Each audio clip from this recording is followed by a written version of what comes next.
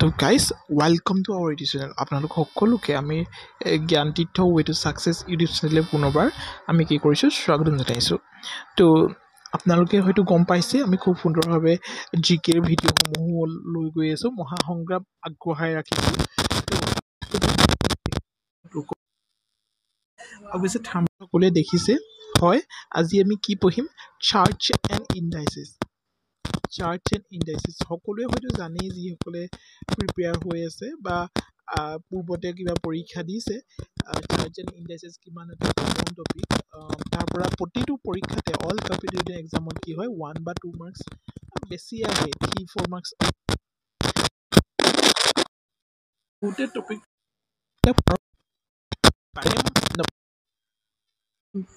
ৰাখি থৈ দিয়ে, কিন্তু পৰীক্ষাতহে গম পায়গৈ এইখিনি বহুত টাফ হয় কনচেপ্টটো, নহয় জানো? তো আমি চাৰ্টছ এণ্ড ইণ্ডাইচেছৰ যিমান কনচেপ্ট আছে আমি সকলোখিনি ডিছকাশ্যন কৰিম। গতিকে এই ভিডিঅ'টো আপোনালোকৰ বাবে প্ৰিপেয়াৰ কৰি লৈ আহিছোঁ। তো আশা কৰোঁ যদি আপোনালোকে অকণমান উপকৃত হোৱা যেন অনুভৱ হয়, তেতিয়াহ'লে নিশ্চিতভাৱে আপোনালোকে ভিডিঅ'টো লাইক কৰিব, শ্বেয়াৰ কৰিব, লগতে চেনেলটো ছাবস্ক্ৰাইব কৰি বেল ঘণ্টাটো অল প্ৰেছ কৰিব। তো বৰ বেছি সময় নষ্ট নকৰোঁ, আমি প্ৰথম কুৱেশ্যনটোলৈ যাওঁ। আমি এইডোখৰতে কুৱেশ্যন নম্বৰ 1 বুলি লিখি পানি, ঠিক আছে, আমি এনেকৈ ৰাখি থওঁ। ঠিক আছে, আমি কুৱেশ্যনছটো ফাৰ্ষ্ট অফ অল পাতি লওঁ। ঠিক আছে, আমি ডাঙৰকৈ ৰুট অভাৰডাল দিম, √5 প্লাছ √2 √6। তো এনেকুৱা ধৰণৰ মডেলৰ কুৱেশ্যনছবিলাক যদি আমি দেখোঁ, য'ত নেকি আমি ৰুট এটাৰ ভিতৰত ৰুট আৰু এটা ৰুট দেখোঁ, আৰু 5 প্লাছ আৰু এইডোখৰত 2টো দেখোঁ, এইডোখৰত কিন্তু 2 থাকিব লাগিব, তেতিয়াহে মই কোৱা এই নিয়মটো খাটিব। আৰু প্ৰায়ে পৰীক্ষাবিলাকত ইজি কৰিবলৈ গৈ 2টো দিয়ে দেখাত বস্তু বহুত টান গতে লাগে, হাৰ্ড গতে লাগে, নহয় জানো? কিন্তু এইটো আপোনালোকে যেতিয়া ছল্ভ কৰিব, এইটো ছল্ভ কৰোঁতে কি হ'ব লাগিব, যিটো হয় দুটা এনেকুৱা 6ৰ এনেকুৱা দুটা ফেক্টৰ ল'ব লাগিব, যি দুটা পূৰণ কৰিলে কি হ'ব 6 হ'ব। 3 2 যা 6 আমি সকলোৱে গম পালোঁ, কিন্তু মাইনাছ কৰিলে 1 হ'ব লাগিব। তো চৰি প্লাছ কৰিলে এই মানটো ওলাব লাগিব, হয়নে? তো 3 আৰু 5ক যোগ কৰিলে আমি কিমান পাম? 5 পাম, হয়নে? 3 আৰু 2ক প্লাছ কৰিলে আমি 5 পাম, হয়নে? তো 3 + 2 5 হৈ গ'ল, আৰু এইটো 6, 3 × 2 6, অৰ্থাৎ ইয়াৰ মানটো কি হ'ব? √3, আমি 3টোক ডাঙৰটোক আগত পাতিম, √3 প্লাছ √2, এইটো হ'ব শুদ্ধ উত্তৰ। গতিকে এটা সহজ কুৱেশ্যন, নহয় জানো? খুব কম সময়ত আমি 1 ছেকেণ্ডতে আমি কুৱেশ্যনটো আনচাৰ কৰিব পাৰিছোঁ, নহয় জানো? কিনাৰতে যদি আৰু এটা কুৱেশ্যন যদি আমি কৰি লওঁ, তেতিয়াহ'লে আমাৰ চাগে কনচেপ্টটো বেছি ক্লিয়াৰ হ'ব। কুৱেশ্যন নম্বৰ 2 বুলি কৈ পিনে আমি এইডোখৰত লিখি লৈছোঁ। ঠিক আছে, ডাঙৰ ৰুট এটা আমি ইয়াত আঁকি লৈছোঁ। তো 9 + 2 √18, ঠিক আছে। তো ইয়াত কি হ'ব আপোনালোকে মন কৰক, 18 এনেকুৱা দুটা ফেক্টৰ, যি দুটা ফেক্টৰক ইনটু কৰিলে 18 হ'ব লাগিব, আৰু প্লাছ কৰিলে 9 হ'ব লাগিব। তো তেনেকুৱা কি আছে, আমি তেনেকৈ উলিয়াবলৈ কি কৰিম? 6 × 3, 6 3 × 18, 6 × 3, আৰু 6 + 3 9 হয়। তো পাৰিব সেইটো উলিয়াবলৈ। তো √6 প্লাছ √3, এইটোৱে হ'ব শুদ্ধ উত্তৰ। বুজি পাইছে হয়তো? দেখিবলৈ কিমান ডাঙৰ, কিন্তু আমি এটা লাইনতে কৰি দিছোঁ, মানে খুব কম ছেকেণ্ডতে আমি আনচাৰটো উলিয়াব পাৰিম, নহয় জানো? আৰু এটা কুৱেশ্যনছ মই আপোনালোকলৈ ৰাখোঁ। কুৱেশ্যন নম্বৰ 3টো আপোনালোকে আমাক কমেণ্ট বক্সত জনাব। 8 + 2 √15, এই কুৱেশ্যনটোতনো কি হ'ব আনচাৰটো, আপোনালোকে আমাক কমেণ্ট কৰি জনাব। ঠিক আছে, কুৱেশ্যন মাৰ্ক, আপোনালোকে কুৱেশ্যন মাৰ্ক হিচাপে মই এইটো আপোনালোকলৈ ৰাখি থৈছোঁ। ইয়াৰ পাছতে ঠিক এনেকুৱাই কুৱেশ্যনটো চাপ'জ এনেকুৱাই, কিন্তু ইয়াত মাইনাছ আহি যায়, তেতিয়াহ'লে আপোনালোকে কি কৰিব? ইয়াত যদি মাইনাছ আহি যায়, তো তাৰ বাবে মই এইখিনিতে কিনাৰতে আৰু 4 নাম্বাৰ দি এটা কৰি দিওঁ। ঠিক আছে, 4 নাম্বাৰ দি এটা কৰি দিওঁ। মই এটা কুৱেশ্যনছ লৈ আহিম, ডাঙৰকৈ আমি কনচেপ্ট আচলতে বুজি লৈছোঁ, তাৰপাছত আমি MCQ যদি কৰিবলগীয়া হয় কৰিম। তো ইয়াত কি হৈ গ'ল, 8 - আমি 2টো দিবই লাগিব, √15, হয়নে? এইটোনো আমি কেনেকৈ ধৰণে কৰিম? তো এইটো কৰিবলৈ আমি প্ৰচেছ একেটাই তো পূৰণ কৰি 15 ওলাব লাগিব আৰু প্লাছ কৰি কি ওলাব লাগিব 8 ওলাব লাগিব মাইনাছৰ কাৰণে মাইনাছ কৰি 8 নহয় কিন্তু প্লাছ কৰি 8 অৰ্থাৎ আমি 5 থিজা সকলোৱে মনলৈ আহিছে 5 থিজা 15 আৰু 5 থিজা 8 গতিকে √5 মাইনাছ থকাৰ কাৰণে মাইনাছ আৰু থি থকাৰ কাৰণে √3 এইটোৱে হ'ব শুদ্ধ উত্তৰ কনচেপ্ট একেটাই প্লাছ থাকিলে প্লাছ মাইনাছ থাকিলে মাইনাছ বুজি পাইছে নিশ্চয় পাছত আৰু দুটামান কুৱেশ্যন যদি আমি মাইনাছত কৰি লওঁ তেতিয়া হয়তো বুজিবলৈ আমাৰ সুবিধা হ'ব নহয় জানো তো কুৱেশ্যন নম্বৰ 5 আমি কি ল'ম কুৱেশ্যন আমি লৈ লওঁ য়েছ √টো আমি আমাক লাগিবই এইডোখন আমি 17 লৈ লওঁ ঠিক আছে মাইনাছ এইটো 2টো লাগিবই ৰুট কি ল'ম ৰুট কি ল'লে ভাল হ'ব য়েছ ৰুট আমি যদি 60 লৈ লওঁ তেতিয়া আমি উলিয়াব পাৰিমনে সেই সম্বন্ধে চাওঁ এতিয়া 60 পূৰণ কৰিলে 60 হ'ব লাগিব দুটা সংখ্যা আৰু প্লাছ কৰিলে আমি 17 পাব লাগিব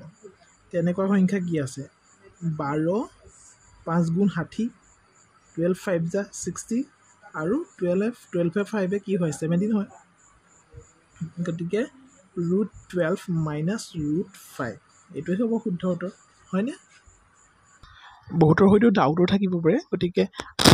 যদি আমি মাইনাছৰ কৰি লওঁ তেতিয়া এই গোটেই কনচেপ্টটোৱে আমি ক্লিয়াৰ হৈ যাব বুলি ভাবিব পাৰিম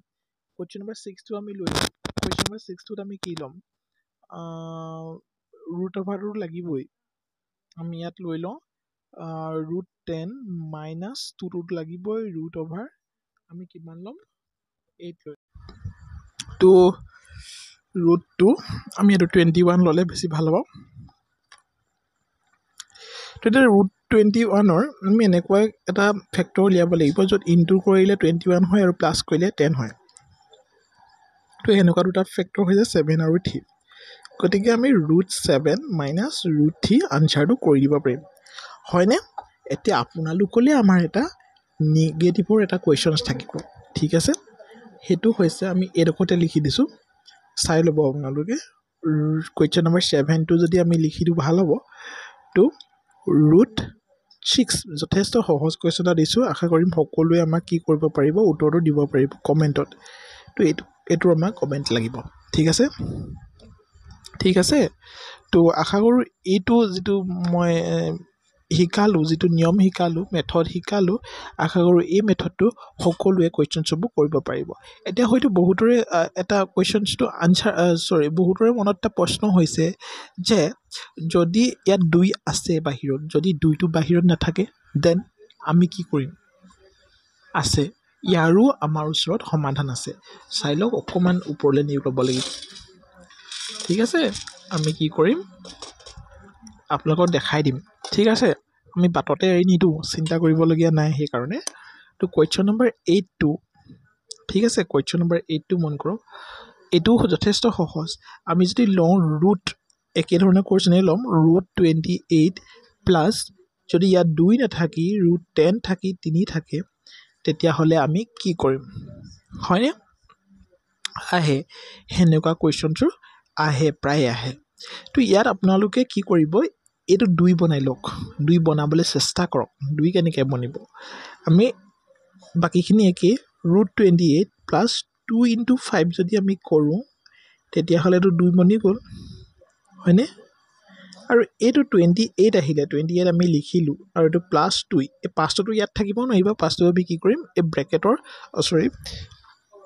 ৰুটৰ ভিতৰলৈ লৈ যাম এতিয়া চাওক ৰুটৰ ভিতৰত 25 এটা আছে হয়নে 25টো ৰুটৰ বাহিৰলৈ আহি গ'ল 5 হৈ গ'ল এই 5টো ৰুটৰ ভিতৰলৈ গুচি গ'ল কি হৈ গ'ল 5 স্কুৱাৰ হৈ সোমাই গৈছে গতিকে এই 5টো স্কুৱাৰ হৈ সোমাই যাব অৰ্থাৎ 25 × 3 আমি কৰিব পাৰিম হয়নে 5টো সোমাই গৈছে অৰ্থাৎ 25 হৈ গৈছে ঠিক আছে ওলাই আহিলে 5 ওলাই আহিব ঠিক আছে আমি এতিয়া উলিওৱাৰ কথা কাম নকৰোঁ আমি ভৰাই দিছোঁ ঠিক আছে আশা কৰোঁ সকলোৱে বুজি পাইছে তো এতিয়া এইটো আমাৰ সেই মডেলটোত আহি গ'ল 28 প্লাছ 2 25 × 3 75 আমি পাম তো আমাৰ এতিয়া কি হ'ল কথাটো 75 এনেকুৱা দুটা ফেক্টৰ আমাক লাগিব যি দুটা প্লাছ কৰিলে আমি কিমান পাম 28 পাম যি দুটা প্লাছ কৰিলে আমি 28 পাম হয়নে তো এই ফেক্টৰকেইটা উলিয়াবলৈ একো কষ্টই নাই 25 ইনটু 3 দেখিছেনে 25 ইনটু 3 75 25 প্লাছ 3 28 মানে √25 প্লাছ √3 এইটো আকৌ আমি এনেকৈ ৰাখি থ'লে নহ'ব √25 আছে 5 প্লাছ √3 আমি লিখিব পাৰোঁ আৰু সেইটোৱেই হ'ব শুদ্ধ উত্তৰ মানে আনচাৰটো উলিয়াবলৈ আমি যিমান চিম্প্লিফাই কৰিব পাৰি সিমানেই চিম্প্লিফাই কৰিম ঠিক আছে আশা কৰোঁ সকলোৱে কুৱেশ্যনছটো বুজি পাইছে ঠিক আছে আমি এনেকুৱা ধৰণৰ আৰু এটা কুৱেশ্যন যদি মই কৰি দিওঁ তেতিয়া ডেফিনেটলি আমাৰ কি হ'ব কনচেপ্টটো ক্লিয়াৰ হৈ যাব ঠিক আছে আমি এটা কুৱেশ্যনছ লৈ লওঁ কুৱেশ্যন নম্বৰ 9 ঠিক আছে কুৱেশ্যন নম্বৰ 9 এনেকুৱা ধৰণৰ এটা কুৱেশ্যনছ ল'ম যিটো ইয়াৰ সৈতে সম্পূৰ্ণ একেই হয় কিন্তু মাইনাছত থাকে √7 মাইনাছ চিন আমি লৈ ল'ম তাৰপৰা আমি কি ল'ম ইয়াত 2 ল'লেতো নহ'ব আমি 2 নথকা ল'ম তো আমি 4 লৈ লওঁ আৰু ইয়াত আমি √3 লৈ ল'লোঁ ঠিক আছে আমি এই কুৱেশ্যনটো এতিয়া সলিউশ্যন কেনেকৈ কৰিম পূৰ্বটোৰে একে কোনো চিন্তা কৰিবলগীয়া একো প্ৰব্লেমেই নাই ঠিক আছে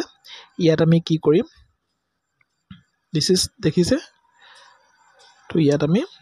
7টো লিখিয়ে ল'ম আৰু এই 4টো আমি 2 বনাই ল'ম 2 ইনটু 2 √3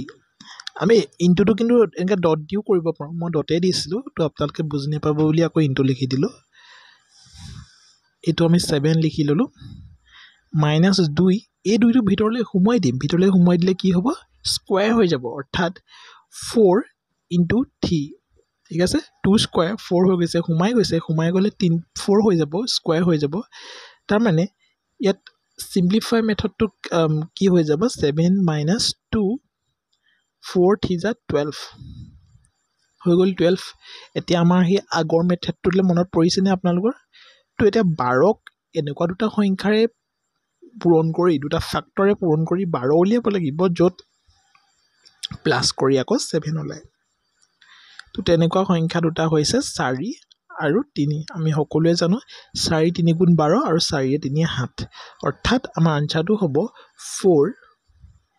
মাইনাছ √3 হয়নে 4 মাইনাছ √3 হ'ব শুদ্ধ উত্তৰ ঠিক আছে এতিয়া কিন্তু 4 মাইনাছ √3 যদি আমি পাতি থৈ দিওঁ আমি আনচাৰ বিচাৰি নাপাম √4 মানে 2 হয় আৰু মাইনাছ √3 এইটোৱেই হ'ব শুদ্ধ উত্তৰ আই থিংক সকলোৱে বুজি পাইছে আনচাৰটো হয়নে আমি পৰৱৰ্তী আৰু কিছুমান কুৱেশ্যনছ আমি যিমানখিনি পাৰোঁ আপোনালোকৰ সৈতে শ্বেয়াৰ কৰিবলৈ চেষ্টা কৰিম ঠিক আছে কিন্তু এতিয়া বৰ্তমান ভিডিঅ'টো যথেষ্ট দীঘল হৈ গৈছে আমি বহু দেৰি আপোনালোকক ইয়াতে সোমোৱাই ৰাখিব বিচৰা নাই যদি ভিডিঅ'টো আপোনালোকে উপকৃত হোৱা যেন অনুভৱ কৰিছে আমি এটা সম্পূৰ্ণ মেথড চাৰ্চ এণ্ড ইণ্টাৰেষ্টৰ সম্পূৰ্ণভাৱে আপোনালোকৰ সৈতে ডিছকাশ্যন কৰিলোঁ তো যদি ভিডিঅ'টো ভাল পালে লাইক কৰিব শ্বেয়াৰ কৰিব লগতে চেনেলটো ছাবস্ক্ৰাইব কৰি বেল আইকন টিপি অল প্ৰেছ কৰিব আৰু পৰৱৰ্তী সময়তো আমি চাৰ্চ এণ্ড ইণ্টাৰেষ্টৰ ওপৰতে ভিডিঅ' লৈ আহিম কমপ্লিট ভিডিঅ'সমূহ আমি ডিছকাশ্যন কৰিম গতিকে কমেণ্টত জনাব ভিডিঅ' মোক কেনেকুৱা পাইছে তো see you in the next video আজিলৈ